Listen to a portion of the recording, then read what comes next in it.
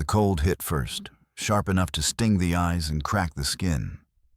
Snow drifted across the trench like ash, carried by a wind that seemed to whisper warnings none of the men dared voice. A soldier tightened his grip on a rifle that felt heavier with every passing heartbeat. His breath came out in ragged clouds, trembling in the frozen air. Ahead, shapes knelt in the pale dawn light, silent, motionless, waiting. An officer's boots crunched behind him. The command cut through the cold like a blade. He didn't move, not because he didn't hear it, but because every part of him recoiled from what it demanded. A second command followed, sharper, louder, final. Eyes turned toward him, judgment in silence, expectation in every stare. His pulse hammered against his ribs, drowning the distant rumble of artillery. His finger hovered above the trigger. One breath, one decision, one moment that would follow him for the rest of his life. Because what he did next would reveal a truth darker than the winter sky above him. The Eastern Front in 1943 was a frozen crucible of violence, discipline, and ideology. Entire armies moved like gears, precise and relentless, each soldier a cog conditioned to obey. Orders were law, unquestionable and immediate, delivered through booming voices or the cold silence of authority. Soldiers were trained from the first day to follow instinctively, to suppress hesitation, to trust command over conscience. Hierarchies were absolute. From the battalion commander to the lowest corporal, each rank carried authority reinforced by threat and expectation. Nationalism and ideology seeped into every maneuver. Propaganda framed the enemy not as humans, but as obstacles to an ideological destiny. Posters, speeches, and drills hardened minds to the notion that personal hesitation was a liability. Training emphasized reflexes over reflection. Obedience became muscle memory. Every unit drilled on target practice, formations, and marching. But behind each exercise lay the unspoken lesson. The individual exists to execute orders, not question them. Discipline was enforced swiftly, often brutally. Soldiers who faltered were humiliated, reassigned, or punished, sometimes executed. The fear of isolation was constant. Peer pressure reinforced the hierarchy even when officers were absent. The cold, the mud, the endless marches, and the omnipresent threat of artillery compressed thought into a single axis: follow. Every man internalized it, some with pride, some with terror, most without realizing how deeply it had shaped their choices. Obedience was no longer a decision, it was survival. And on the frozen fields of the East, survival demanded action that reason and morality might resist. Beyond training and hierarchy, fear carved obedience into the hearts of men. The penalty for refusal was immediate and severe. Court-martial, imprisonment, or execution, often carried out in full view of peers to enforce conformity. Letters and diaries, preserved from the Eastern Front, described trembling hands, silent dread, the constant calculation of risk. Act or hesitate, kill or die. Ideology reinforced this fear. Soldiers were immersed in a worldview where disobedience was not only cowardice, but betrayal of nation, party, and comrades. Hitler Youth graduates and conscripted soldiers alike had been conditioned to equate loyalty with survival, obedience with honor. Even the harsh winters, the endless mud, and the scarcity of food became tools of psychological compression, narrowing thought, weakening resistance. Comradeship offered no respite. Units functioned as pressure chambers. A single refusal threatened the cohesion of the entire formation. Officers and non-commissioned leaders monitored every movement, every hesitation, amplifying the stakes of a split-second choice. Indoctrination was continuous, layered, and relentless. Speeches, patrols, and daily drills blurred the line between duty and coercion. Men reported feeling as though their decisions were no longer theirs, that the machinery of command had claimed them entirely. Within this frozen, violent landscape, the convergence of hierarchy, ideology, and fear produced a singular force. Men who moved, aimed, and fired, not because they wanted to, but because survival demanded obedience. The Eastern Front was a laboratory of human psychology, where orders were absolute, conscience was compressed, and the line between following and killing grew impossibly thin. The soldier's mind narrowed under the weight of command. Every snow-filled step, every frozen breath, condensed thought into a single imperative: obey. Peer eyes pressed from all sides, comrades who would judge hesitation with suspicion or contempt. The noise of artillery and distant rifle fire became background to a louder, internal clamor. The pounding of a heart, the twitch of a finger above a trigger, the silent calculation of consequence. Cognitive shortcuts took over. Instinct over reflection, training over morality. Letters preserved from the front describe a sensation of being split in two. One part recoiling from what was asked, the other compelled forward by invisible forces. Fear was layered. Fear of the enemy, fear of officers, fear of comrades, fear of the machinery that demanded action. In that narrowing mental corridor, hesitation became lethal, not only to the target, but to the soldier himself. The mind simplified: obey and survive, hesitate and perish. Obedience was reinforced by subtle social pressures. Laughter at a command hesitated, glances that measured resolve, the absence of support for dissent. These invisible mechanisms bound men to acts they might never have conceived alone. Physical exhaustion and environmental cruelty magnified the effect. Cold numbed empathy. Hunger dulled reflection. Exhaustion slowed moral reasoning. Soldiers reported feeling as though their hands moved of their own accord, as though the body had been trained separately from conscience. Moments of vulnerability flickered, an instinct to hesitate, to question. But the machinery of fear and expectation pressed down, smoothing over doubt. Survival demanded participation. The battlefield was not only a physical arena, but a psychological forge, bending ordinary men to the shape of orders, eroding hesitation until compliance became reflex. Officers and commanders understood the power of structure and expectation. Orders were calibrated not only for strategy, but for compliance, drilled into units so that hesitation became impossible. High command relied on predictability. Fear of punishment, repetition of drills, and the ever-present weight of surveillance ensured that obedience was nearly automatic. From the enemy's perspective, the phenomenon was equally stark. Soviet interrogations and German after-action reports noted that soldiers rarely refused direct orders, even when the tasks demanded lethal action against civilians or surrendering opponents. Technology and battlefield conditions intensified the effect. Massed formations, overlapping fields of fire, and rapid assaults left no space for moral reflection. The pace of combat compressed decision into reaction. Artillery barrages, machine gun fire, and freezing landscapes produced a sensory overload that further narrowed thought. Soldiers acted as instruments of command rather than independent agents. Diaries, letters, and post-war testimonies reveal moral dilemmas trapped in split seconds. To aim or look away, to fire or hesitate, to survive or resist. For many, survival dictated action, not belief. Some rationalized obedience through ideology, others through necessity. Even in small units, the presence of a single dissenting soldier threatened cohesion, inviting both social and physical reprisal. Commanders exploited this.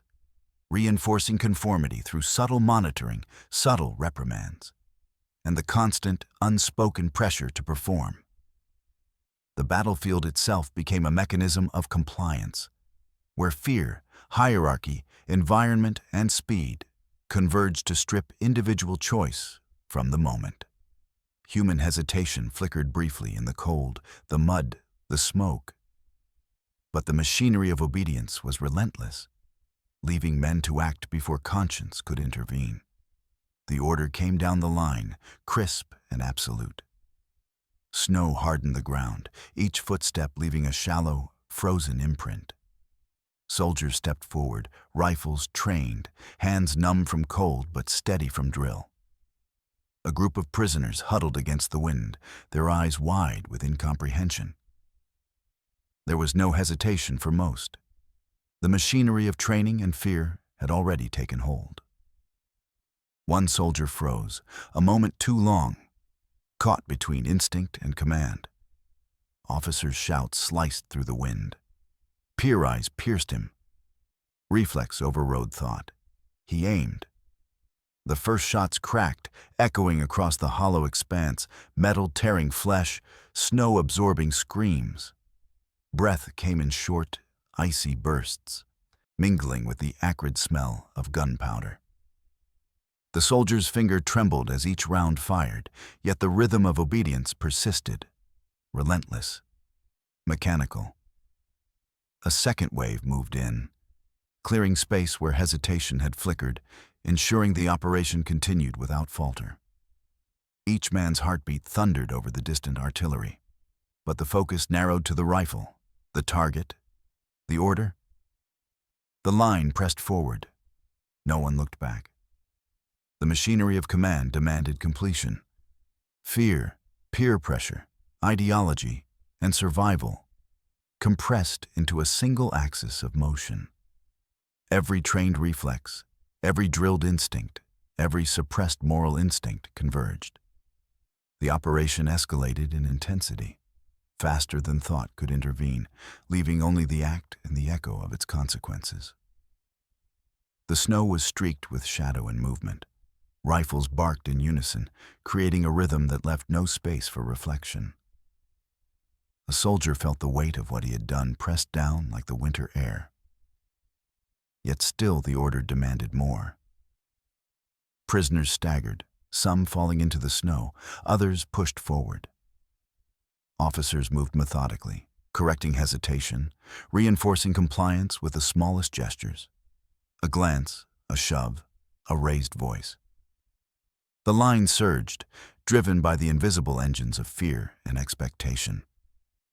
Reflex became law. One soldier, briefly caught between conscience and action, felt a cold clarity. The machinery around him would not stop, and neither could he. Shots rang closer, the metallic scent of gunfire thick in the frozen air. Bodies crumpled, the living and the dying indistinguishable in the chaos. Yet the formation pressed on, a disciplined wave of movement and compliance. Nothing slowed the operation. Hesitation was corrected instantly, often violently, by officers whose presence carried both authority and menace. Each man moved as though compelled by forces beyond his own mind, the act of killing abstracted into duty. In that instant, obedience reached its apex. Human agency compressed, morality suspended, reflexes dominating thought. The battlefield revealed its cruel design, a place where men followed orders to the point of irreversible action, where survival, fear, ideology, and social pressure collided in a deadly harmony. The operation concluded not with reflection, but with motion, momentum carrying forward deeds that could not be undone. In the snow, silence began to fall over the remnants. But inside each soldier, the echo of the act lingered, indelible and haunting. Silence settled over the frozen field, but it was hollow, uneasy. Men lowered rifles, breath visible in ragged clouds, yet the weight of what had been done pressed on each chest. Some shook, knees weak, hands still trembling from muscle memory that had overridden conscience. Letters and diaries preserved from survivors describe nausea, cold sweat, and the strange sensation of unreality. Acts executed as if by another person, leaving the body alive but the mind fractured. For many, guilt emerged immediately, though suppressed by necessity. The survival instinct demanded focus on the next order, the next march, the next threat. Others rationalized the actions, claiming duty, obedience, or fear as shields against the conscience that would not rest. The machinery of authority had demanded compliance, and it had succeeded, but at a cost invisible to the battlefield. Officers recorded efficiency, units completed objectives. Yet the men who carried out the acts faced an internal reckoning. Psychological wounds formed where bullets had not struck. Mental scars that would linger long after the snow melted. Even in letters home, euphemisms and silences betrayed the weight of participation. No one wrote openly about hesitation, only the cold facts of duty performed. Fear had dictated action. Fear had preserved life. Fear had enforced obedience. But fear also left its imprint, a shadow over memory, a persistent tremor beneath discipline. Survival had been bought with complicity. Each man now carried a private record of compliance, a ledger invisible to command, but impossible to erase from the mind. Weeks and months passed, yet the echoes of that day lingered in every step and every glance. Veterans carried memories that could not be spoken aloud, each recounting in private the tension between survival and conscience. Psychological trauma was widespread. Nightmares, tremors, dissociation, guilt that could not be absolved by time. At higher levels, military reports and declassified archives reveal the deliberate shaping of obedience, how indoctrination, hierarchy, and fear were engineered to produce compliance on a massive scale. Societies confronted the aftermath unevenly. Some sought justice through tribunals and war crimes trials, codifying the phrase, "I was following orders," into a complex legal and moral debate that would define post-war ethics. Others buried the truth, letting memories fade while leaving veterans to wrestle silently with their actions.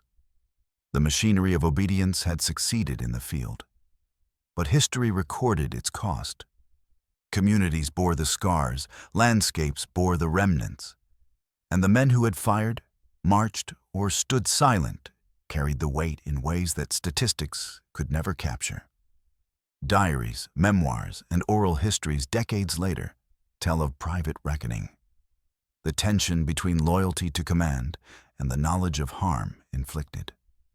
Obedience had achieved its objective in war, yet its human toll was immeasurable, a testament to the power of authority over morality and the fragility of conscience under relentless pressure. In classrooms, archives, and courtrooms, the lessons endured.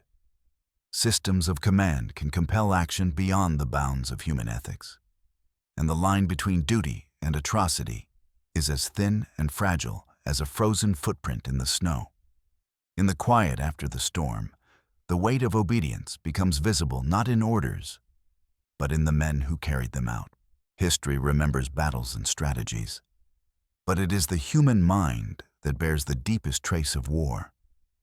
The Eastern Front, frozen and unforgiving, revealed a truth older than any ideology. Under pressure, ordinary men can be compelled to acts they might never conceive alone. Fear, hierarchy, and survival converge, compressing morality into reflex. Yet reflection shows the fragility of that machinery. Conscience persists even when submerged. The lessons are stark. Authority wields power over action, but it cannot erase memory, nor the echo of choice. History demands remembrance, not only of the acts committed, but of the conditions that made them possible. In that reflection lies the enduring question: How do we recognize, resist, and understand the forces that bend obedience to destruction? And in understanding, perhaps we find the possibility to choose differently.